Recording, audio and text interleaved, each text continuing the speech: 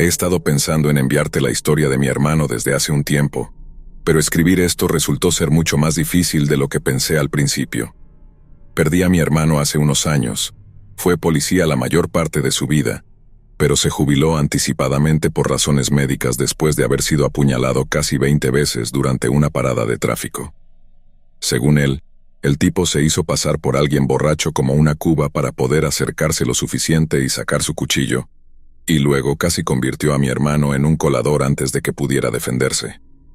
No creo que realmente haya tenido que trabajar de nuevo, pero tampoco estaba listo para retirarse completamente a los 41 años. Así que se dedicó a ser investigador privado con una pequeña agencia en las afueras de Sacramento. No era exactamente algo lleno de adrenalina ni de acción, pero era suficiente para engrosar su ahorro y mantener las manos ocupadas lejos del mal camino. De todas formas, el último trabajo que tomó fue algo bastante cercano a su corazón. Según su antiguo jefe, la empresa había sido contratada para rastrear a un ex policía, uno que tenía una historia extrañamente similar a la de mi hermano. Este también había recibido una jubilación anticipada por razones médicas después de que una parada de tráfico saliera mal, pero el incidente fue considerablemente peor que el que experimentó mi hermano. No solo perdió a su compañero de patrulla en el tiroteo que siguió, sino que estuvo a punto de morir varias veces por sus propias heridas, lo que le dejó con una forma compleja de trastorno de estrés postraumático. Había pasado por un programa de terapia idéntico al de mi hermano. Simplemente no había funcionado para él como funcionó para Martín. Creo que eso fue lo que afectó tanto a Martín. En su mente, fácilmente podría haber sido él quien perdiera la cabeza y desapareciera, todo mientras asustaba a su familia en el proceso. Por lo que escuché, Martín pasó mucho tiempo, o algo así, rastreando al tipo. ¿Cómo demonios lo logró cuando la policía no pudo? No lo sé con certeza, pero debió haber ido a hablar con el tipo cara a cara alrededor de septiembre, porque fue en esa época cuando dejó de contestar su teléfono. Martín solía absorberse mucho en su trabajo, por lo que no era tan inusual no saber de él durante unos días. Fue cuando mi cuñada nos llamó para decirnos que tampoco había hablado con ella cuando comenzamos a preocuparnos. El tipo que estaba buscando podría haberse ido de la red, pero Martín siempre llevaba su celular consigo cuando trabajaba. Todo lo que hizo falta para que la policía lo encontrara fue rastrear su teléfono. Y bingo, encontraron su cuerpo. Martín había sido asesinado por una escopeta con trampa que alguien había colgado de un árbol. La policía cree que fue el tipo al que estaba buscando, pero bien podría haber sido alguien que estaba con él. Habían llenado su sucia choza de redneck con trampas explosivas y también habían puesto algunas por todo el bosque circundante. Es algo milagroso que Martín haya ido allí solo. Podrían haberse perdido muchas más vidas de otro modo. Así es como lo racionalizo para mí mismo, que incluso en la muerte, él estaba salvando vidas y protegiendo a las personas. Simplemente no entiendo qué podría llevar a alguien a poner trampas en su casa de esa manera, como si, ¿de qué tienes tanto miedo que necesitas poner escopetas conectadas a cables o lo que sea que estaba haciendo? Hasta donde sé, realmente no había hecho nada malo, así que la policía no lo estaba buscando más allá de estar listado como persona desaparecida. Totalmente entiendo que estaba sufriendo problemas de salud mental y que no se comportaba de manera racional, pero ¿y si no estaba tan loco como la gente lo hacía parecer? ¿Y si realmente estaba siendo perseguido por personas que justificaban tal nivel de defensa y precaución? Mira, no estoy excusando el papel que el tipo jugó en la muerte de mi hermano, pero después de que pasaron toda la tristeza, la rabia y el odio, lo único que me queda son preguntas sin respuesta. Obviamente, el tipo fue acusado por homicidio por imprudencia temeraria, pero la policía cree que o escuchó el disparo de la escopeta o encontró el cuerpo de Martín, porque se fue del área no mucho después. Sé que Martín estaba lidiando con algo grande. No habría estado tan obsesionado con el caso de otra manera. Tenía una idea aproximada de la ubicación del tipo. ¿Por qué no simplemente le pasó esa información a la familia? Y esto es en la era de la tecnología de drones también, algo que sé que a Martín le gustaba. Entonces, ¿por qué molestarse en caminar hasta allá cuando bien podría haber tomado unas fotos con un dron? Martín era fácilmente la persona más fuerte que he conocido, y siempre fue así desde que éramos niños. Era increíblemente valiente, pero también increíblemente inteligente, y no creo que jamás se hubiera puesto en peligro a menos que realmente fuera necesario.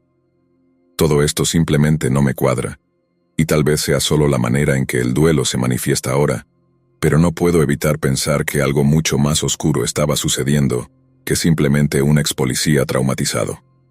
Lo peor es que no creo que ninguno de nosotros obtendrá respuestas claras hasta que atrapen al tipo, lo cual, entre tú y yo, podría ser nunca. Lamento que esto no tenga una gran conclusión ni nada por el estilo. Dios sabe que yo también desearía que la tuviera, pero para mí, esto es un horror con el que he aprendido a vivir a diario. Que mi hermano se ha ido y no parece haber ninguna razón ni lógica en ello.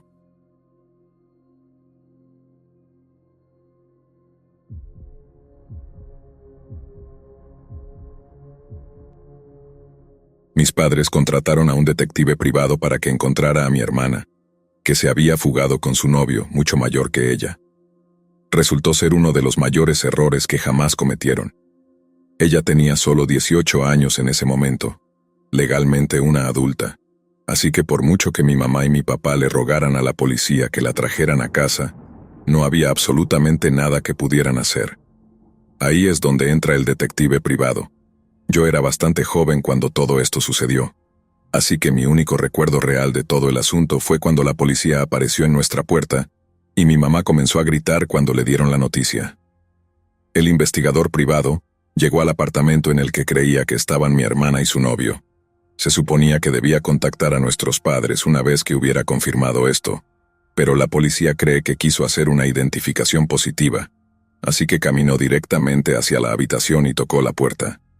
Nadie sabe exactamente lo que sucedió después, incluso después de ver las imágenes de la cámara de seguridad. La policía no pudo determinar con certeza quién sacó el arma o disparó primero. Pero alguien lo hizo y una vez que comenzó no hubo vuelta atrás. El novio de mi hermana tenía un revólver, pero el investigador privado tenía 17 balas en sus cargadores, así que 6 balas fueron en una dirección, pero 17 fueron en la otra. Cuando todo terminó, el investigador privado estaba muerto, el novio estaba muerto, y la policía encontró a mi hermana en el baño. Había recibido un disparo en el brazo y otro en el cuello. Aguantó hasta llegar al hospital, pero su corazón se detuvo cuando intentaban estabilizarla. No mucho después de eso me desperté con el sonido de los gritos de mi mamá y las luces azules y rojas parpadeando afuera. Durante mucho tiempo me causaron algo las luces de emergencia, y aún hoy me dan un pequeño golpe de ansiedad cada vez que las veo, porque siempre pienso que donde quiera que vayan, habrá alguien gritando, igual que lo hizo mi mamá.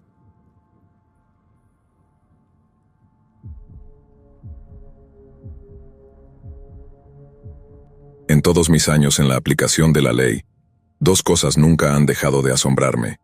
Número 1. No hay leyes a las que un criminal no se rebajará para salir ganando. Y número 2. Incluso las situaciones que parecen más pacíficas tienen el potencial de explotar en violencia. Mi ejemplo más reciente de esto es en febrero de 2020, justo antes de que el Rona llegara, cuando estaba trabajando en la recuperación de una mascota. Hice casi 20 años en el departamento de policía de Oakland, y llevo 3 trabajando en investigaciones privadas. Pero si crees que ser investigador privado es un paso atrás en intensidad comparado con el trabajo policial, estarías equivocado.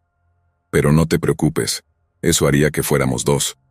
Yo pensaba que ser investigador privado sería una forma fácil de engordar mi cuenta bancaria para tener algo ahorrado para mis hijos.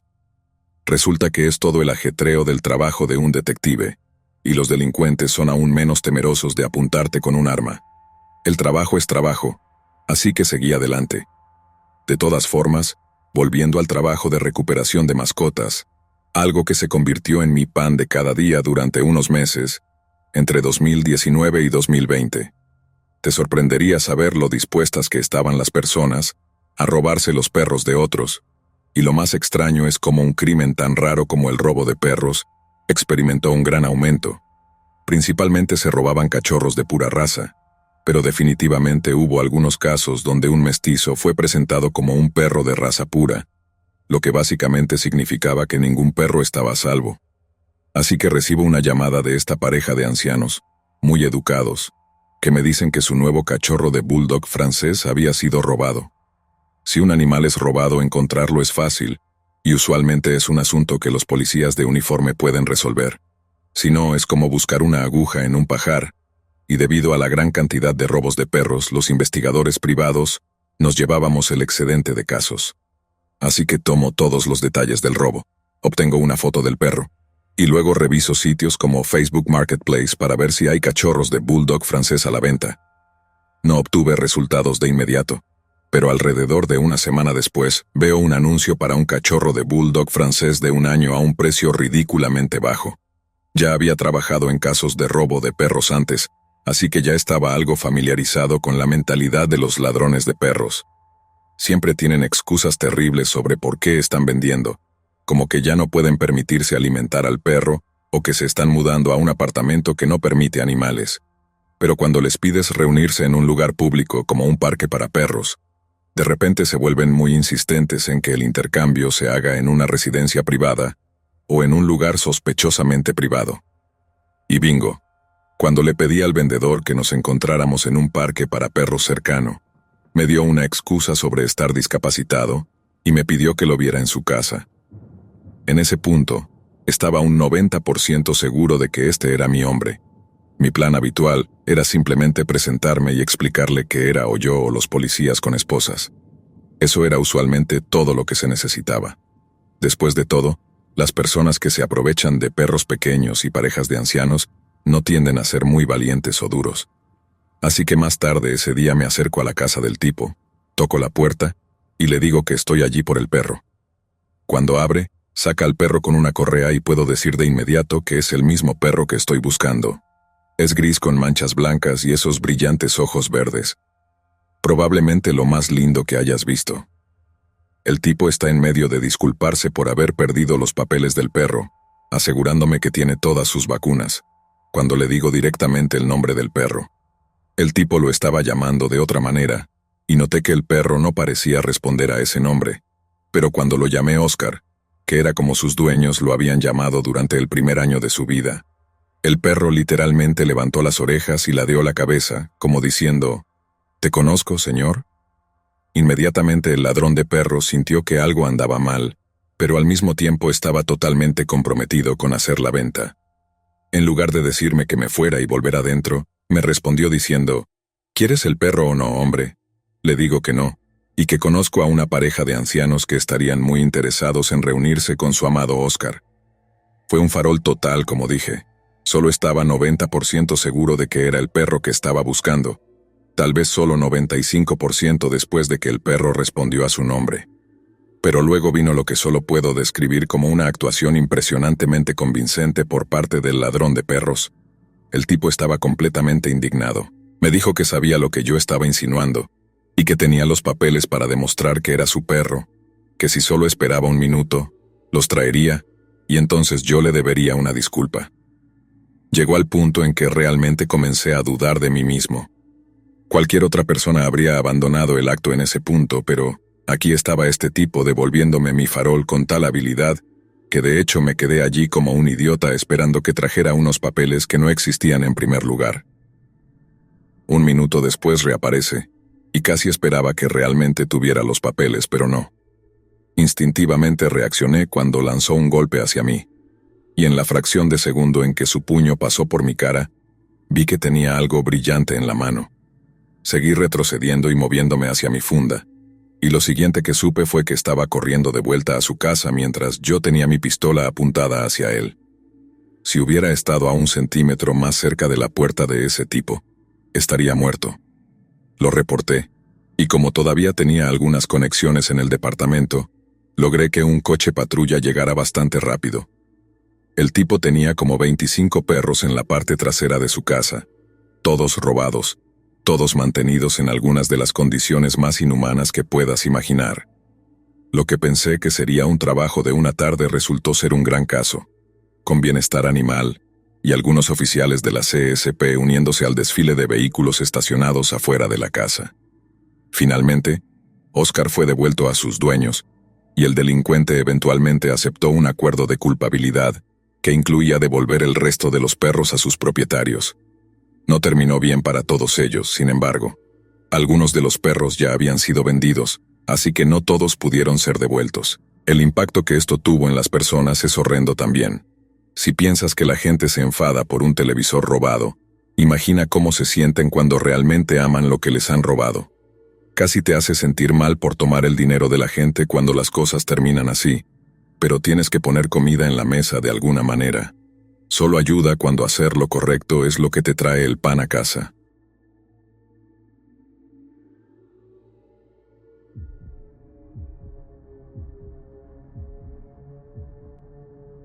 Estimados señor y señora Werner, sinceramente espero que este correo los encuentre bien, pero me temo que tengo malas noticias con respecto a la desaparición de su hija.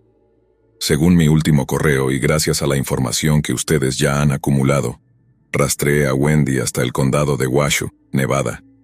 Parece que estaban en lo correcto al suponer que ella está viajando con otras personas, aunque el departamento de policía de Topeka podría haber acertado en su afirmación de que está en compañía de ellos por su propia voluntad. Sé que han insistido firmemente en múltiples ocasiones que su hija fue secuestrada, pero no descarto que su declaración anterior no haya sido coaccionada o hecha bajo presión.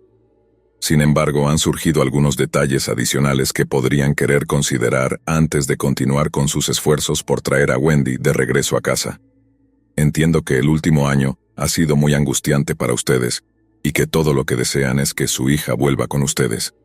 Pero en esta etapa de la investigación, creo que la prioridad debería ser minimizar el sufrimiento de todas las partes. Por lo tanto, aunque esto no es estrictamente una petición para que suspendan la investigación, les ruego que lo consideren por el bien de su cordura colectiva. Basado en las comunicaciones con el Departamento de Policía de Topeka, logré determinar tanto la descripción del vehículo en el que viajaba como la de sus compañeros. Después de eso, simplemente fue cuestión de rastrear los datos del celular de Wendy hasta tener una idea aproximada de su ubicación, que resultó ser un pequeño pueblo llamado Sutcliffe, en la costa occidental del lago Pyramid. Entiendo que no soy el primer investigador privado que han contratado y que Wendy ha reaccionado mal ante ellos en el pasado, así que me aseguré de no revelar mi presencia hasta que fuera absolutamente necesario. Tenía los vehículos a la vista, una chica que coincidía aproximadamente con la descripción de Wendy, y todo lo que tenía que hacer era hacer una identificación positiva.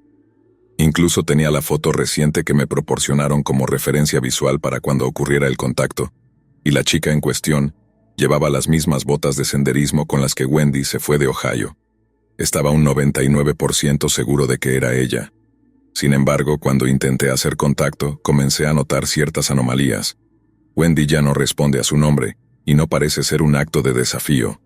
En mi experiencia lleva mucho tiempo, a veces años, para que alguien pueda reprogramar su cerebro en lo que respecta a su nombre de nacimiento. Así que el hecho de que Wendy se mostrara visiblemente confundida cuando la llamé por su nombre de nacimiento es algo que nunca había experimentado antes. Vale la pena señalar que tanto ella como sus compañeros insistieron en que su nombre era Chantico. No estoy seguro de si este nombre tiene algún significado para ustedes, pero su elección podría proporcionar una idea sobre su proceso de pensamiento y sus motivaciones, o las de sus compañeros. Hasta donde puedo decir, el nombre es de origen centroamericano, pero eso es pura especulación de mi parte, ya que ciertamente no soy experto en lingüística. También me dijeron que Wendy medía un poco más de 1,55, pero la chica con la que hablé no medía menos de 1,65 o 1,67. Mi propia hija mide 1,67, y Wendy ahora parece tener una estatura muy similar. Les aseguro que esto no se debió a ningún tipo de error de identificación de mi parte, ni Wendy llevaba algún tipo de peinado o calzado que elevara su altura. Llevaba las mismas botas de senderismo con las que salió de Ohio. Solo hay un puñado de explicaciones para cómo esto podría ser posible, y algunas son considerablemente más factibles que otras. Pero en lugar de especular, creo que sería más prudente por mi parte respetar los límites de mi propio conocimiento para no confundir aún más la investigación. Según nuestra comunicación del 24 de mayo de 2013, me informaron que los ojos de Wendy eran azules, sin embargo, parece haber sufrido algún tipo de infección ocular, ya que el iris y la pupila de su ojo derecho se han vuelto negros. Entiendo que hay lentes de contacto que pueden lograr un efecto similar, por lo que esto puede no ser motivo de preocupación. También es posible que su pupila derecha estuviera extremadamente dilatada durante la interacción, lo que me dio la impresión de que su ojo había cambiado de color. No soy optometrista, así que no estoy tratando de sacar ninguna conclusión de esto. Solo lo menciono en caso de que se vuelva relevante más adelante. También me informaron que Wendy podía ser identificada por el pequeño tatuaje en forma de corazón rosa que tiene en su muñeca. Al final, esta fue la única manera real de saber que era la misma chica. Tenía el tatuaje cubierto con un vendaje, pero si el tatuaje está en proceso de ser eliminado o si simplemente lo está cubriendo, no lo sé. Intenté hacer una identificación sólida tratando de ver el tatuaje, pero como me advirtieron, mi intento de contacto fue inmediatamente recibido con una respuesta hostil. Por lo tanto, el contacto se rompió de inmediato y me retiré a una distancia segura de observación. La última vez que vi a Wendy y a su grupo, se dirigían hacia las montañas por las carreteras hacia Granite Peak. Es posible que aún estén en Nevada, pero es igual de probable que hayan cruzado la frontera estatal hacia California después de salir de Sutcliffe. Si desean continuar con la investigación, obviamente son libres de hacerlo, pero me temo que será sin mi participación. Francamente, no creo que este sea un caso para el que esté calificado. Sin embargo, no puedo decir con certeza de quién sería la experiencia que deberían buscar. Parece imposible siquiera considerarlo, pero parece que, además de los drásticos cambios emocionales que ha experimentado Wendy, también ha habido algún tipo de cambios físicos. Es posible que haya explicaciones racionales para esto, pero, como mencioné anteriormente, no son explicaciones que me sienta calificado para dar. Señor y señora Werner, en todos mis años en las fuerzas del orden y en el trabajo de investigación, solo me he encontrado con 2 casos que realmente me han asustado genuinamente, y este es uno de ellos. Entiendo que todo lo que quieren es que Wendy vuelva a casa, y no digo esto para alarmarlos, sino para darles una expectativa realista de lo que podría suceder en el futuro. Pero creo que están sobreestimando cuánto de Wendy realmente estarían recuperando. Esta es la primera vez en mi carrera como investigador que tengo que hacer esto, y por favor créanme que lo hago con el corazón apesadumbrado. Pero les ruego que dejen de buscar a Wendy. Temo que estén persiguiendo respuestas que pocas personas están capacitadas para manejar, y habiéndolos conocido a ambos personalmente en los últimos meses, me duele pensar que están tratando de soportar lo insoportable. Les deseo buena suerte y espero que ambos encuentren paz en el futuro. Con disculpas sinceras, Robert Clancy, asociado senior Taylor Payton, Investigaciones Kansas City, Missouri.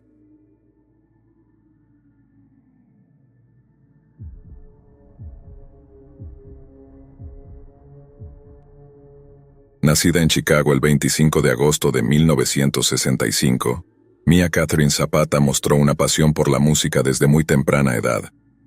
Originalmente influenciada por cantantes de jazz y R&B como Billie Holiday, Ray Charles y Sam Cooke, Mia terminaría siendo atrapada por un tipo de música muy diferente: el punk rock. En 1984, Mia se matriculó en una universidad de artes liberales en Yellow Springs, Ohio, y fue allí donde, junto con 3 de sus amigos cercanos, formaron una banda que llamaron The Gits. En muy poco tiempo, The Gits desarrollaron un fiel grupo de seguidores dentro de la escena punk subterránea local, y la banda tuvo tanto éxito que decidieron perseguir sus ambiciones musicales a tiempo completo. A finales de 1989, The Gits se trasladaron a Seattle, Washington, para formar parte de la floreciente escena grunge de la ciudad. Compañeros músicos decían que su estilo merecía respeto e interés inmediatos. Mia, en particular, fue descrita como una chica extraordinariamente vibrante y talentosa, con una capacidad única para reunir a personas de diferentes intereses y orígenes. Durante un tiempo parecía que The Gits estaban destinados a grandes cosas, ya que su música había captado el interés de titanes del grunge como Soundgarden y Pearl Jam. Pero sus sueños fueron violentamente truncados una noche en un incidente que conmocionaría al noroeste del Pacífico, así como a toda la comunidad musical en general. La noche del 7 de julio de 1993, Mia había estado bebiendo en el Comet Tavern, en el vecindario Capitol Hill de Seattle. Estaba alquilando un apartamento tipo estudio en el sótano de un edificio cercano, y el Comet estaba a solo una cuadra de distancia, por lo que, después de regresar tambaleándose a casa, hizo una breve parada para ver a un amigo que vivía en el segundo piso. Esa fue la última vez que la vieron con vida. Unas horas más tarde, El cuerpo de Mia fue encontrado cerca de la intersección de la 24 Avenida y South Washington Street, en el distrito central de Seattle. Había sido golpeada, violada y estrangulada, y se estima que su hora de muerte fue alrededor de las 2:15 a.m. Como no tenía identificación en el momento, los paramédicos no sabían quién era. Solo fue reconocida cuando el forense la examinó, ya que él era un gran fanático de su trabajo. De hecho, el forense había visto a The Gits en concierto solo unos meses antes, y allí estaba Mia, acostada en una mesa de autopsias, fría al tacto. El asesinato de Mia conmocionó a la comunidad musical de Seattle, con algunos diciendo que un ambiente general de miedo y derrota se instaló tras su muerte. El Seattle Times fue citado diciendo que la escena de Seattle ha perdido su sentido de invulnerabilidad, con un reportero llamando al incidente un llamado de atención. Todas éramos mujeres realmente fuertes, abiertas y combativas, y nos negábamos a vernos como víctimas, dijo una amiga cercana a los medios. Pero creo que la muerte de Mia rompió ese mito de invulnerabilidad para nosotras. Nos mostró que estas cosas les pueden pasar a todo tipo de mujeres. Otros la describieron como una especie de mártir feminista, afirmando que se convirtió en un ícono del feminismo y de muchas otras cosas, como si hubiera sido una Riot Girl antes de que existieran las Riot Girls. El trío de grunge Nirvana se vio tan afectado por el incidente que ayudaron a recaudar $70,000 para financiar una investigación privada, que se extendería durante los siguientes 3 años. Cuando los fondos se agotaron, la mayoría esperaba que la investigadora privada Lee Hyron simplemente abandonara el caso, pero ella también se había encariñado tanto con la historia de Mia que continuó investigando de forma gratuita. Sin embargo, en 1998, después de 5 años de intensas investigaciones policiales y privadas, un detective de la policía fue citado diciendo: "No estamos más cerca de resolver el caso que justo después del asesinato. Los fanáticos y seres queridos de Mia tendrían que esperar 20 años para un avance sólido en el caso. Y ese avance llegó en 2003, cuando el pescador de Florida Jesús Mezquia fue arrestado y acusado en base a pruebas de ADN corroboradas. Mezquia tenía un historial de violencia hacia las mujeres, incluyendo incidentes de abuso doméstico, robo, agresión y violencia física. Todas sus exnovias, incluida su esposa en el momento de su arresto, habían presentado informes en su contra. También había un informe de exposición indecente registrado contra él en Seattle, dentro de las 2 semanas posteriores al asesinato de Mia Zapata. El único problema que enfrentaban los detectives de homicidios era que no había ningún vínculo previo conocido entre Mezquia y Mia. Sin embargo, a diferencia de las décadas anteriores, los detectives ahora contaban con una herramienta relativamente nueva: las pruebas de ADN. Se extrajo un perfil de ADN usando rastros de saliva encontrados en las marcas de mordidas en el cuerpo de Mia. Este perfil biológico se mantuvo en almacenamiento hasta que se desarrolló la tecnología adecuada para su extracción y análisis completos. El ingreso inicial en 2001 no generó un resultado positivo, pero el ADN de Mezquia se ingresó en la base de datos nacional CODIS, después de que fue arrestado en Florida por cargos de robo y abuso doméstico en 2002. En su juicio, Mezquia mantuvo su inocencia, afirmando que no estaba cerca de Seattle en la noche en cuestión, pero las pruebas de ADN eran irrefutables, y se argumentó que solo había una posibilidad en 100 millones de que el agresor de Mia tuviera un perfil de ADN idéntico al de Jesús Mezquia. La fiscalía argumentó que el ataque fue uno de pura oportunidad, que Jesús había visto a Mia salir del bar visiblemente intoxicada y decidió atacarla en un arrebato impulsivo. Como Mia llevaba puestos unos auriculares, estaba completamente inconsciente de que alguien se le acercaba hasta que fue demasiado tarde. Es probable que ya estuviera en la parte trasera del vehículo de Mezquia antes de que se diera cuenta de lo que estaba sucediendo. Después de agredirla y asesinarla, Jesús simplemente dejó el cuerpo de Mia al costado de la carretera y luego huyó del área. Con base en las pruebas de ADN de la fiscalía y los amplios antecedentes penales del acusado, Jesús Mezquia fue declarado culpable del asesinato de Mia en 2004 y fue sentenciado a 30 años de prisión. Finalmente fallecería en un hospital del estado de Washington el 21 de enero de 2021, a la edad de 66 años. Mia, por otro lado, está enterrada en el cementerio Cave Hill en su ciudad adoptiva de Louisville, Kentucky, y su tumba sigue siendo visitada por fanáticos de The Gits, así como por aquellos que han sido tocados por su legado más amplio.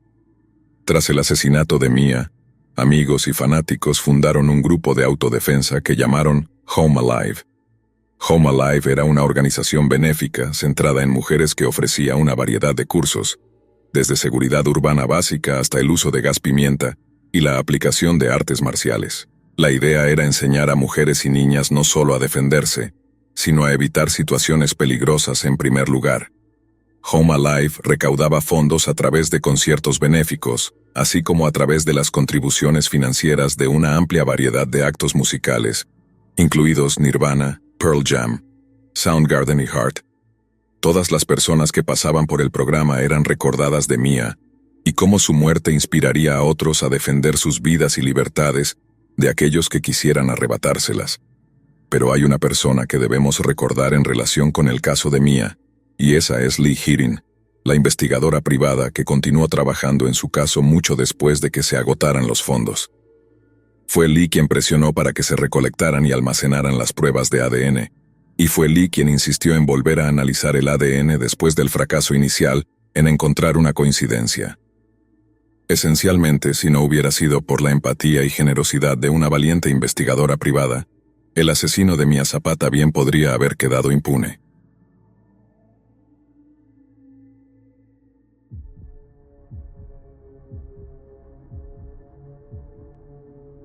De todos los trabajos raros que he hecho como investigador privado, hay uno que encabeza la lista cuando se trata de llamadas extrañas y espeluznantes. Supe de inmediato que no iba a ser el típico lunes en cuanto el cliente mencionó un viejo reloj. Este reloj había estado en la familia del cliente por varias generaciones y era obviamente una reliquia familiar muy importante, así que el cliente quería saber más sobre él. El único problema era que no tenían idea de por dónde empezar. Su lógica era, ¿por qué esforzarse como aficionados cuando podían pagar a un profesional? Afortunadamente me beneficio de ese tipo de pensamiento para mantener las luces encendidas. Así que aunque el trabajo era un poco fuera de lo común, agradecí tenerlo. El cambio de profesional a curiosidad personal ocurrió cuando vi el reloj por primera vez. Nunca me han interesado las antigüedades, ni los relojes, ni nada por el estilo. Los autos siempre han sido más lo mío. Pero déjame decirte, antes de que supiéramos algo sobre él, ese viejo reloj era algo digno de admirar. Era del tamaño de una tostadora. Quizás no muy pequeño, ni muy grande. Pero el trabajo que se le había puesto era realmente impresionante. Se veía tan antiguo como bonito. Estoy hablando de una apariencia antigua, y aunque el dueño dijo que fue hecho en los años 1800, parecía mucho, mucho más viejo, como si se fuera a desmoronar en tus manos. Pero a pesar de eso, sorprendentemente era muy resistente y parecía estar hecho de una especie de madera clara, quizás una especie de arce que había sido tratado con algo para que se viera casi blanco brillante. No podría comenzar a describir lo increíblemente intrincado que era el diseño de la esfera del reloj, con todo ese marfil y perla, o al menos asumí que era marfil y perla. El dueño mencionó que probablemente vino de Europa, más o menos al mismo tiempo que su familia, que era de origen alemán y checo. Ya que incluyo los costos de laboratorio en mis tarifas, simplemente llevé el viejo reloj a mi técnico de laboratorio para que le hiciera algunas pruebas. Ese tipo de análisis es muy caro, pero mi técnico me dijo que con las pruebas que haría, podría decirme exactamente de dónde provenía la madera, junto con una idea aproximada de cuándo fue talado el árbol. Impresionante, ¿verdad? Y dice que puede hacer todo eso con solo una raspadura de la madera, tan pequeña que no afectaría la integridad de la fachada del reloj. Es un método increíblemente tecnológico con resultados increíblemente precisos, pero toma su tiempo. Así que después de que mi técnico obtuvo una muestra de la madera, me dijo que me llamaría probablemente en una semana. Me llamó 2 días después y me dijo que no era madera en absoluto. Era hueso, hueso humano y no solo eso. Casi cada parte del reloj consistía en alguna variedad de anatomía humana. ¿Recuerdas el marfil y la perla de los que te hablaba antes? Eran dientes humanos. Algunas de las partes más delicadas del reloj estaban hechas de una combinación de cabello humano y fibras de uñas. Esto me puso en la incómoda posición de tener que decirle al cliente que iba a llamar a la policía. Hay una cláusula de criminalidad en todos mis contratos, lo que significa que si algún aspecto de mi trabajo se inclina hacia el lado equivocado de la ley, tengo el derecho de absolverme de toda responsabilidad penal, informando directamente a la policía sobre lo que está sucediendo. Solo he tenido que hacerlo una vez antes, y estuvo relacionado con un caso que, francamente, no es apto para discusión aquí. Pero a través de una investigación me convertí básicamente en cómplice de secuestro y asesinato, y déjame decirte que fue un momento aterrador para mí. De cualquier manera, informé al cliente de mis intenciones y estuvieron de acuerdo con ello. Estaban tan sorprendidos como yo al escuchar que la carcasa del reloj estaba hecha de hueso humano comprimido, debo agregar. Se veía muy diferente a un simple hueso de costillas o de alas. Naturalmente, ellos también querían absolverse de cualquier culpa. Así que, después de eso, solo fue cuestión de ir a la comisaría local para entregar el reloj, porque en ese punto, ya no se trataba de dónde venía el reloj, sino de quién provenía. Irónicamente, el reloj fue enviado de regreso al lugar de trabajo de mi técnico de laboratorio, porque me mandó un mensaje diciendo: «Adivina quién se ha reunido con tu reloj de huesos». Esto nos dio algo de risa, pero también fue una bendición. Si la policía tenía la intención de mantenernos en la oscuridad, tendríamos una forma de saber qué estaba pasando. Unos días después, recibí una llamada de mi técnico de laboratorio diciendo que se habían hecho todas las pruebas y no había ningún perfil de ADN que coincidiera en el CODIS o en el Sistema Nacional de Índice de ADN. De hecho, los chicos del laboratorio concluyeron que, probablemente, la persona a la que pertenecían los huesos había muerto antes de que Estados Unidos fuera siquiera un país. Así que, a menos que mi cliente tuviera una máquina del tiempo, estaba claro que eran inocentes de cualquier mala acción. Después de eso, la policía estaba en una encrucijada. Al parecer, podrían haber seguido adelante con cargos. Algo sobre una antigua ley federal que regula el transporte de tejidos humanos. Pero como no parecía haber mala fe o alguna actitud sospechosa por parte de mi cliente, no se presentaron cargos. Luego la cuestión era qué hacer con los restos. Oficialmente mi cliente era básicamente el tutor legal de esta persona fallecida. Tuvieron que decidir si simplemente se llevaban el reloj a casa nuevamente, o si querían que los restos fueran cremados e inhumados como un John Doe, en un cementerio cercano. Personalmente, definitivamente hubo un tiempo en mi vida en que habría pensado: olvídalo, llévate el reloj a casa y ponlo en eBay para antigüedades. Algo así tiene que existir, ¿verdad? Después de todo, restos humanos o no, y arriesgándome a sonar como Indiana Jones, esa cosa realmente debería haber estado en algún tipo de museo o algo así. Pero como lo vieron mis clientes, o los huesos pertenecían a un antepasado de ellos, en cuyo caso debían ser sepultados, o los huesos no tenían nada que ver con la familia, en cuyo caso aún merecían ser enterrados. Creo que esa fue definitivamente la decisión correcta. Dejando de lado la codicia, no querría que mis restos fueran pasados de mano en mano y admirados como una curiosidad. Así que así fue. El reloj de huesos fue cremado y enterrado bajo el nombre de John Doe, y para todos los efectos el caso fue resuelto. Lo único que queda por preguntarse es cómo demonios fue creado el reloj de huesos en primer lugar. Honestamente, espero que haya sido el último deseo de algún relojero moribundo que su cuerpo fuera transformado en algo que durara 3 o 4 vidas. Si ese fue el caso, ciertamente obtuvo su deseo, al menos por un tiempo. Pero luego están los pensamientos mucho más extraños que me invaden cuando dejo que mi mente divague. ¿Por qué? ¿Y si este tipo no estaba muriendo cuando tomaron sus huesos? ¿Y si todo fue para convertir a una persona perfectamente sana en un maldito reloj? Tal vez como castigo, tal vez fue algún tipo de ritual realizado contra su voluntad. Prefiero no considerar la segunda opción. De hecho, trato de no pensar mucho en el reloj de huesos porque cada vez que lo hago, ese mismo pensamiento vuelve a mi cabeza. Ahora los sonidos que ese reloj debe haber emitido en algún momento eran menos como campanadas y más como gritos.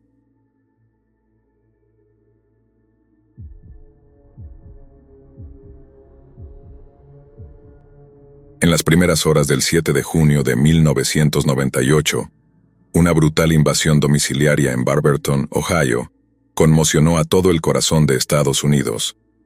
Judy Johnson, de 58 años, y su sobrina nieta, Brooke Sutton, de 6 años, fueron atacadas por un violento intruso mientras dormían. Judy estaba durmiendo en el sofá de la sala de televisión en ese momento, lo que permitió que el intruso la emboscara con un ataque espantoso y sediento de sangre, que solo se detuvo una vez que la estranguló hasta la muerte. Sin embargo, el alboroto despertó a Brooke, de 6 años, quien quedó completamente traumatizada por lo que vio. Me levanté de la cama, fui a la cocina y cuando miré vi que había un hombre en la cocina, dijo más tarde Brooke, pero me asusté, así que volví corriendo al dormitorio. Luego Brooke dijo que se escondió bajo su edredón, fingiendo estar dormida, pero su truco no la salvó del mal que había entrado en su casa esa noche. El misterioso intruso entró en el dormitorio y golpeó a Brooke en la cara. Una vez inconsciente, Brooke fue golpeada continuamente, sufriendo un pequeño corte en su garganta en el proceso. Se cree que esto fue el resultado de que su atacante intentara matarla, pero que cambió de opinión en el último momento. Por un milagro, Brooke sobrevivió a un ataque tan horrible que tuvo que compartimentarlo para preservar su salud mental. En esencia, no recordaba nada del ataque y despertó alrededor de 7 horas después para descubrir que el cadáver de su tía abuela seguía tendido en el sofá, donde había estado durmiendo. Sin saber qué hacer, Brooke llamó a un vecino y dejó el siguiente mensaje en su contestadora. Lamento decirles esto, pero mi abuela murió y necesito que alguien busque a mi mamá por mí. Estoy sola. Alguien mató a mi abuela. Por favor, ¿podrían contactarme tan pronto como puedan? Adiós. Luego Brooke caminó hasta la casa de su vecina Tanya Brazal, quien le dijo a la niña golpeada y ensangrentada que esperara en el porche durante unos 45 minutos, hasta que pudiera llevarla a su casa. Cuando finalmente lo hizo, también se encontró con una escena de grotesca violencia. Cuando la policía llegó al lugar, inmediatamente comenzaron a interrogar a Brooke y, para su horror, cuando le preguntaron si tenía alguna idea de quién podría haber sido su atacante, ella respondió afirmativamente. Brooke dijo que el asesino de su tía abuela se parecía al tío Clarence, una referencia al yerno de Judy Johnson, Clarence Elkins, de 35 años. Brooke repitió la afirmación en varias ocasiones, incluso asegurando que el atacante sonaba como Clarence. Sin embargo, años más tarde admitió que no estaba tan segura. Simplemente no estaba segura si era el tío Clarence o no, dijo Brooke, pero tenía demasiado miedo de decir otra cosa. Basado en su testimonio, Clarence Elkins fue arrestado como el principal sospechoso del asesinato de su propia suegra. En el juicio, el fiscal argumentó que Clarence había asesinado a su suegra después de que ella interfiriera repetidamente en su matrimonio con su hija, Melinda.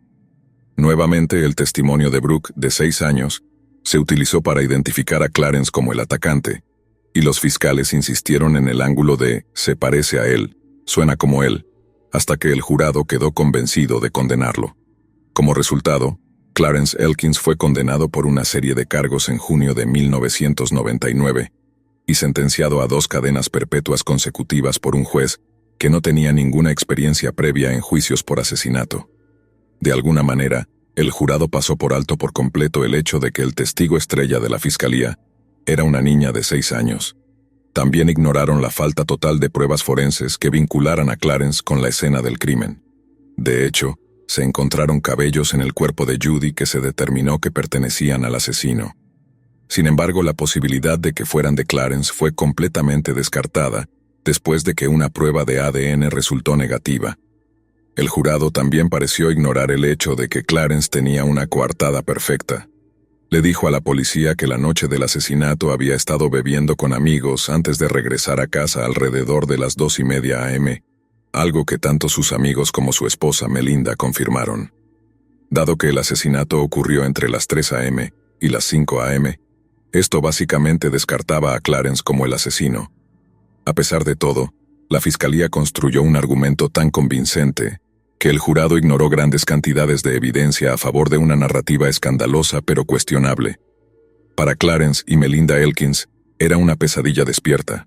Ambos sabían que Clarence era inocente y que había ocurrido una horrible injusticia. Pero conocer la verdad era una cosa, y probarlo ante la ley era otra muy distinta. Después de la condena, Clarence y Melinda comenzaron su propia investigación sobre el asesinato de Judy Johnson y contrataron a un investigador privado llamado Martin Jant. Martin se había ganado una reputación por ayudar en la exoneración de numerosos acusados condenados injustamente, y los Elkins esperaban que pudiera hacer lo mismo por Clarence.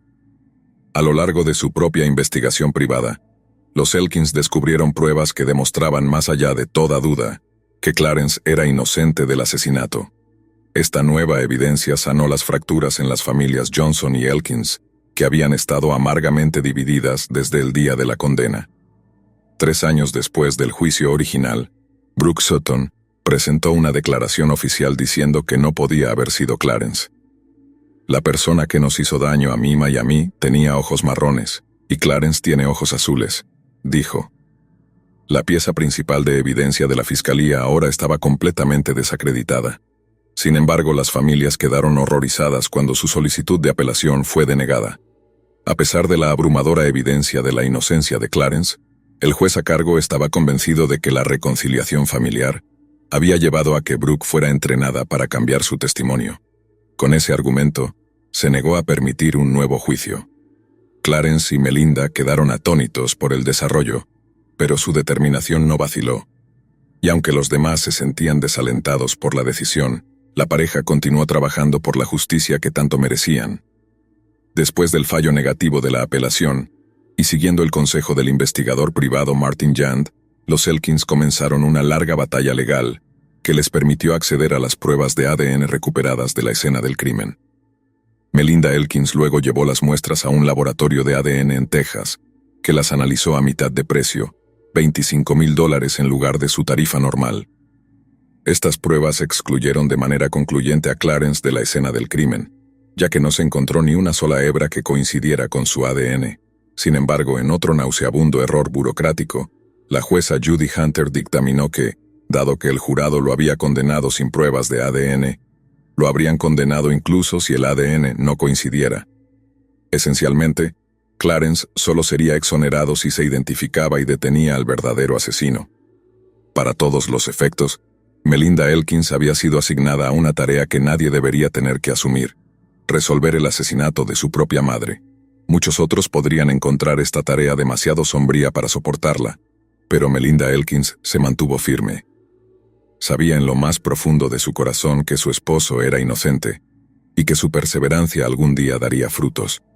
Además, ahora no era simplemente una cuestión de limpiar el nombre de Clarence. Tenía que encontrar al monstruo que asesinó a su madre. Melinda revisó su investigación inicial sobre el asesinato, volviendo a interrogar a Brooke sobre los eventos de esa mañana. Fue entonces cuando Brooke mencionó su interacción con Tanya Brasal, la vecina a la que había acudido en su estado de shock. Tanya había hecho esperar a Brooke en el porche durante casi 45 minutos antes de finalmente llevarla a su casa, y esto después de que la niña le había dejado claro que había ocurrido un asesinato. Tanya excusó su comportamiento diciendo que tenía que terminar de cocinar el desayuno para sus hijos, y que no tenía sentido dejar todo si Judy Johnson ya estaba más allá de ser salvada. Esto obviamente levantó una gran bandera roja para Melinda Elkins, quien estaba decidida a llegar al fondo de por qué Tanya parecía tan indiferente ante la llegada de una niña golpeada y ensangrentada a su puerta. Melinda descubrió que, a pesar de que Tanya vivía sola con sus 3 hijos, tenía un matrimonio de hecho con una persona llamada Earl Mann. Nacido en Melbourne, Florida, Earl tenía antecedentes de cometer robos violentos y había sido condenado previamente por abuso infantil. Tanya aparentemente dijo que no quería tener nada que ver con Earl y que no lo había visto en años, pero Melinda siguió investigando. Finalmente descubrió que Earl era un exconvicto y que no solo había sido condenado por asesinato, sino que había sido liberado de prisión solo 2 días antes de que su madre fuera asesinada. Melinda se dispuso a rastrear a Earl y se enteró de que estaba encarcelado en el Centro Correccional de Mansfield, a unos 100 kilómetros al suroeste de Cleveland, la misma prisión donde Clarence cumplía su propia condena. Melinda rápidamente se puso en contacto con su esposo y le asignó una misión muy inusual. Necesitaba robar una posesión de Earl Mann, más específicamente algo que tuviera su ADN. Clarence observó cuidadosamente los hábitos y comportamientos de Earl, y al principio, planeó robar una prenda de su ropa de la lavandería de la prisión. Pero Clarence notó algo sobre Earl que podría significar la respuesta a sus oraciones. Cada vez que estaba en el patio de ejercicios, Earl fumaba cigarrillos. Clarence sabía que había una excelente posibilidad de que la saliva de Earl dejara rastros de ADN en las colillas de sus cigarrillos, pero encontrar una entre muchas otras y tomarla sin levantar sospechas era otra cosa completamente diferente. Un día, en el patio de ejercicios, Clarence se acercó a Earl de manera casual mientras él fumaba. Cuando estaba a punto de terminar el cigarrillo, Clarence lo observó como un halcón, fijándose en la colilla que Earl dejó caer en la tierra. Luego, cuando el asesino convicto se alejó, Clarence se movió hacia la posición y fingió atarse los cordones de los zapatos mientras recogía la colilla aún tibia. Clarence entregó la colilla de cigarrillo al abogado de la familia, quien la envió para ser analizada, y los resultados que regresaron cambiaron todo. Fue una coincidencia, lo que demostraba de una vez por todas que Clarence Elkins era inocente del asesinato de su suegra. Tras el arresto de Earl Mann, la policía volvió a interrogar a su esposa de hecho, Tanya Brazel, y estaban particularmente interesados en saber por qué había tardado tanto en responder al llamado de la traumatizada Brooke. Resultó que no solo estaba ocupada con el desayuno, sino que Earl Mann estaba en la casa esa mañana cuando Brooke llegó buscando ayuda. Tanya le dijo a la policía que, por mucho que quisiera llamar al 911, Earl la había amenazado con violencia si siquiera dejaba que Brooke entrara a la casa. Tanya más tarde afirmó que la única razón por la que permaneció en silencio, respecto al comportamiento sospechoso de su esposo, fue porque Brooke había señalado a su tío Clarence como el asesino. A pesar de haber sido en teoría cómplice de asesinato, Tanya nunca fue acusada de ningún delito. Increíblemente, incluso ante pruebas de ADN convincentes, el fiscal local se negó a liberar a Clarence Elkins de prisión. Se celebró una conferencia de prensa con funcionarios de alto rango de las fuerzas del orden condenando la terrible injusticia cometida. La cobertura mediática continuó generando indignación pública hasta que finalmente, el 15 de diciembre de 2005, Clarence Elkins fue oficialmente declarado inocente y fue liberado de prisión poco tiempo después. 3 años más tarde, Earl Mann se declaró culpable de los cargos de asesinato con agravantes por la muerte de Judy Johnson. Fue sentenciado a 55 años de prisión a cadena perpetua y no será elegible para libertad condicional hasta que tenga 92 años. Clarence Elkins recibió una compensación del estado de Ohio por poco más de $1 millón, pero luego demandó al Departamento de Policía de Barberton, asegurando una restitución adicional de $5 millones. Lamentablemente su matrimonio con Melinda no sobrevivió a su terrible experiencia, y se divorciaron en septiembre de 2006, menos de un año después de su liberación. Sin embargo, cabe señalar que la separación fue muy amistosa, y que la pareja sigue siendo amigos cercanos hasta el día de hoy. Francamente, es un milagro que hayan permanecido juntos tanto tiempo, después de que uno fue acusado de matar a la madre del otro, y el hecho de que Melinda básicamente resolviera el asesinato de su propia madre es un testimonio de su fortaleza de carácter. Solo podemos esperar que tanto Melinda como Clarence hayan encontrado la paz y la justicia que tanto merecían.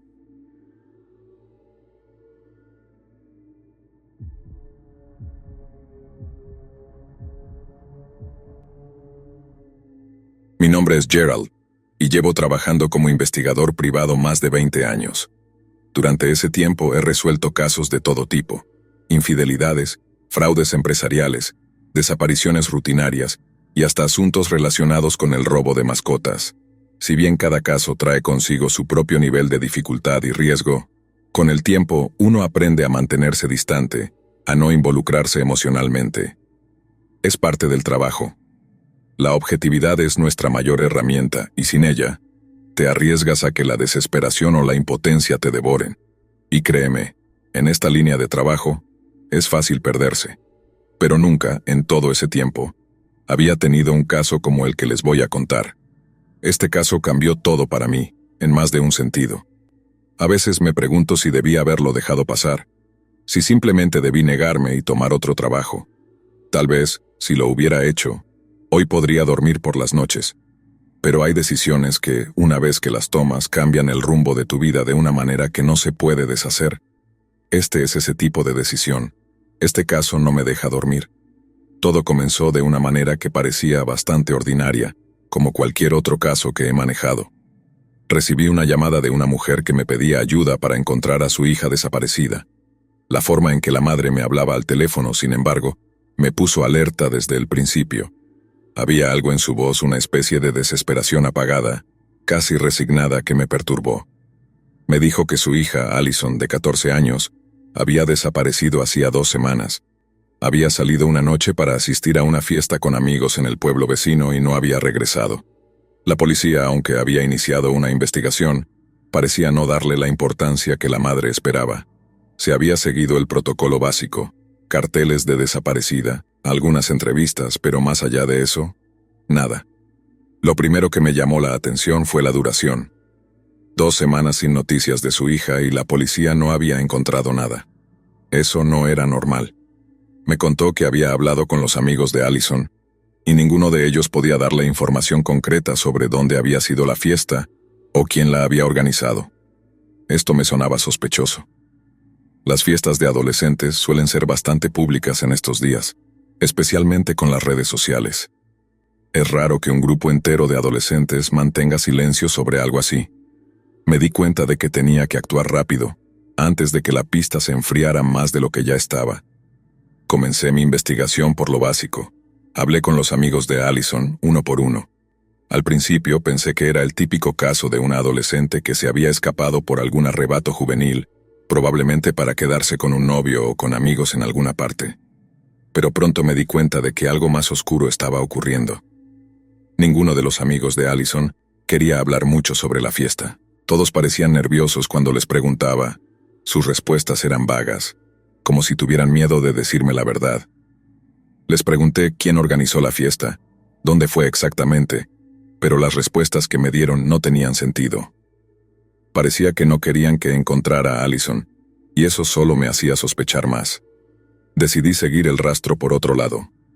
Revisé las redes sociales de Allison, pero no había ninguna actividad reciente. Contacté con algunas personas que podrían haber tenido información, pero nadie sabía nada concreto. Estaba empezando a sentirme frustrado, pero sabía que el trabajo de un investigador privado requiere paciencia. Había algo en el aire, algo que no podía identificar, pero que me mantenía alerta. Estaba seguro de que no estaba frente a una simple fuga adolescente. Había algo más, algo que aún no alcanzaba a comprender. Después de varios días de hacer preguntas, finalmente encontré una pista. Un joven del pueblo, un adolescente de unos 16 años, me dio un detalle que cambiaría por completo el curso de la investigación. Me dijo que había oído hablar de unas fiestas que se realizaban en una vieja granja al sur del pueblo. El chico me habló en voz baja, casi como si tuviera miedo de que alguien nos escuchara. Su miedo era palpable, y eso me hizo sentir una incomodidad profunda. Me dijo que esas fiestas no eran como las fiestas comunes de los adolescentes. Había adultos involucrados, gente que no era del pueblo, gente que nadie conocía realmente. Al parecer, estas personas traían alcohol, drogas y algo más, algo que no pudo o no quiso explicarme. ¿Qué pasa en esas fiestas? Swingo, pregunté mirándolo directamente a los ojos, tratando de no asustarlo, pero lo suficientemente firme como para obtener una respuesta sincera. El chico evitó mi mirada, sus manos temblaban ligeramente mientras me decía, «No lo sé, pero Allison estaba en una de ellas». El silencio que siguió fue pesado, cargado de incertidumbre. Algo en la forma en que lo dijo me heló la sangre. Lo que fuera que estaba ocurriendo en esas fiestas no era nada bueno, y lo sabía. Decidí ir a la granja y echar un vistazo por mí mismo. La granja estaba en las afueras del pueblo, rodeada de campos vacíos y árboles secos. Era el tipo de lugar al que uno no iría a menos que supiera exactamente dónde estaba. La carretera que conducía a ella estaba medio oculta por la maleza, y la casa en sí misma parecía abandonada a simple vista. Sin embargo, cuando me acerqué lo suficiente, vi varios coches aparcados detrás de la granja, escondidos a la vista. Había algo raro en la situación. Los coches no coincidían con el entorno. Algunos eran vehículos caros, de lujo, que no tenían sentido en un lugar tan remoto y en un pueblo tan pequeño. Me quedé observando a una distancia prudente, escondido entre los árboles. Tenía la esperanza de que la observación me diera más pistas sobre lo que estaba ocurriendo allí.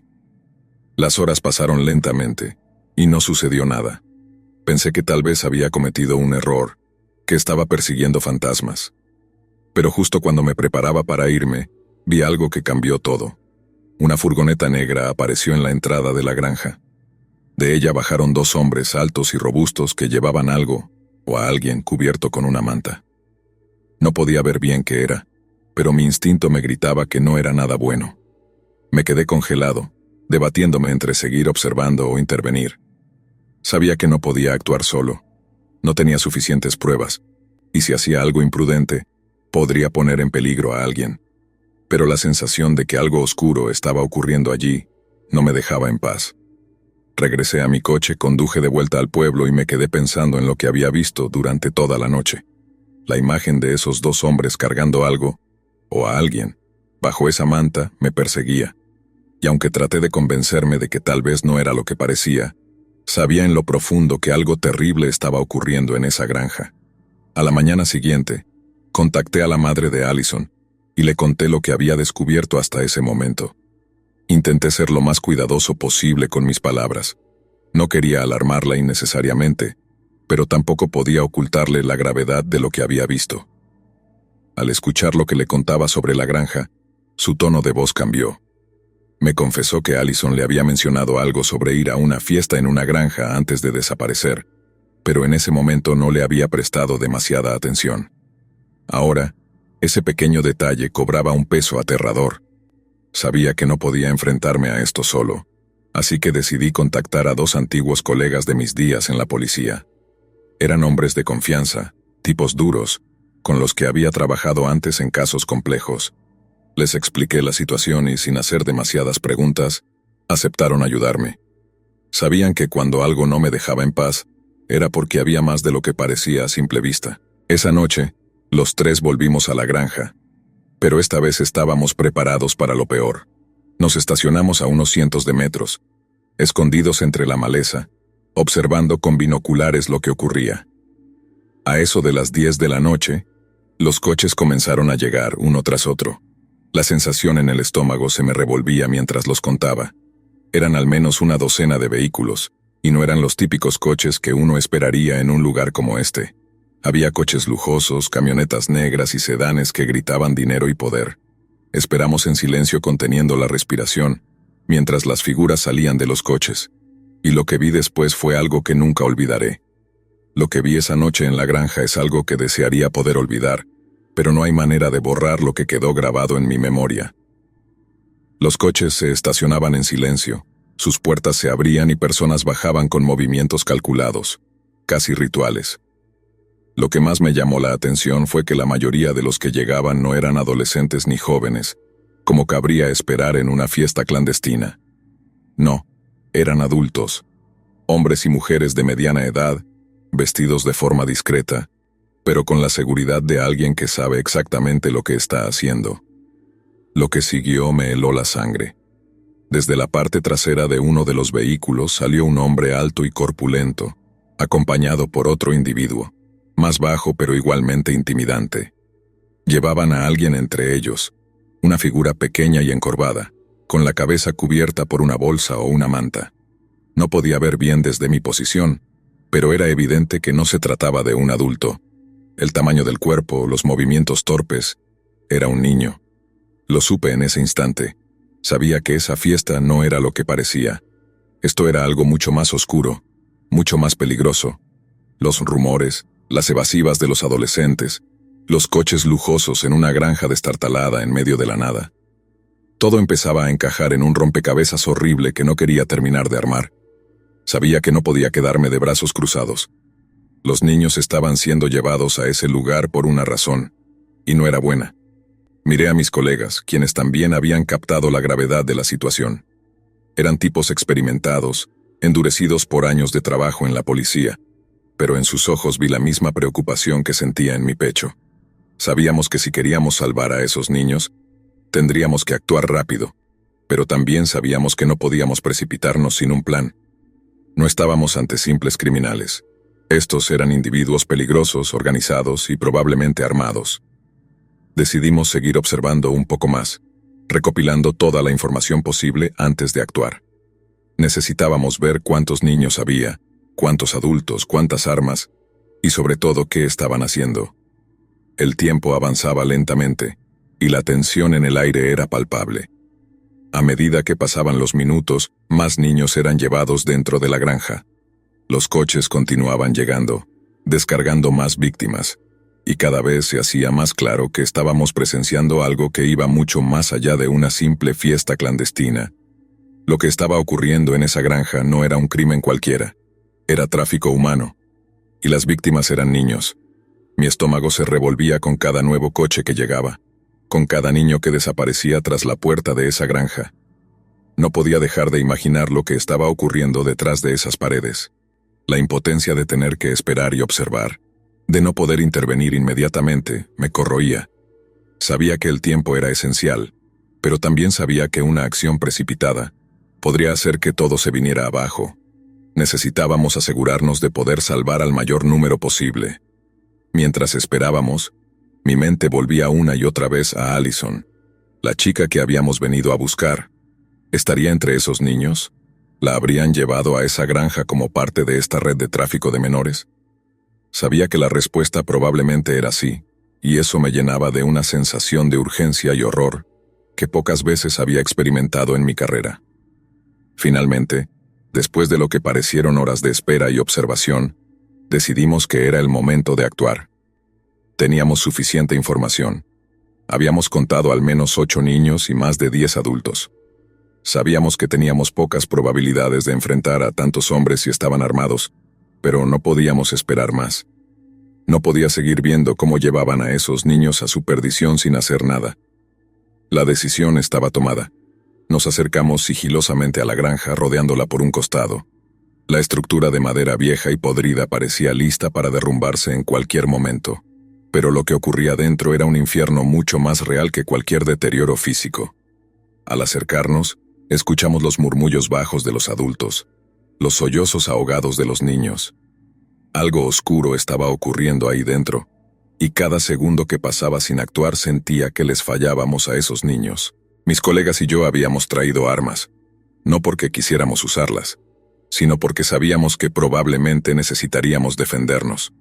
No estábamos ante simples delincuentes. Estábamos enfrentándonos a un grupo organizado, bien financiado, y con conexiones que iban más allá de lo que habíamos imaginado al principio. Pero aún así, no estábamos preparados para lo que ocurrió después. A medida que nos acercábamos a la puerta trasera de la granja, uno de los hombres salió inesperadamente. No sé si nos escuchó o si fue pura coincidencia, pero de inmediato levantó una pistola y nos apuntó. La adrenalina me inundó, y lo siguiente que recuerdo es que el sonido de un disparo rompió el aire nocturno. No sé quién disparó primero, si fue él o uno de nosotros, pero el caos estalló en un segundo. Gritos, disparos, cuerpos moviéndose en la oscuridad, el crujido de la madera bajo nuestros pies mientras tratábamos de ganar terreno y llegar a los niños. Dentro de la granja la situación era peor de lo que imaginaba. Los niños estaban en cuartos pequeños, algunos encadenados, otros con las manos atadas. Sus ojos reflejaban el puro terror, y todo lo que podía pensar era en sacarlos de allí lo más rápido posible. Logramos liberar a varios, sacándolos a la parte trasera de la granja mientras mis colegas mantenían a raya a los hombres que habían empezado a dispararnos. Pero en medio del caos no pudimos salvarlos a todos. Los disparos no cesaban, y cada segundo que pasaba parecía que estábamos perdiendo el control de la situación. A pesar de que logramos sacar a algunos niños, otros seguían atrapados, y no había tiempo suficiente para liberarlos a todos.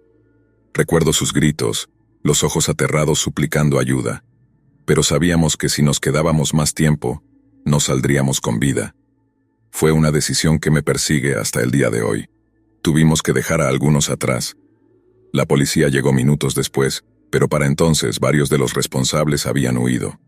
El operativo continuó durante días, pero muchos de los culpables lograron escapar, llevándose con ellos a algunos de los niños. La red de tráfico fue desmantelada en parte, pero nunca se supo el alcance total de lo que había ocurrido en esa granja. Allison estaba entre los que logramos salvar, pero había otros que no tuvieron tanta suerte. Pudimos liberar a algunos de esos niños, pero cada noche cuando cierro los ojos, los gritos de los que no pudimos rescatar me persiguen.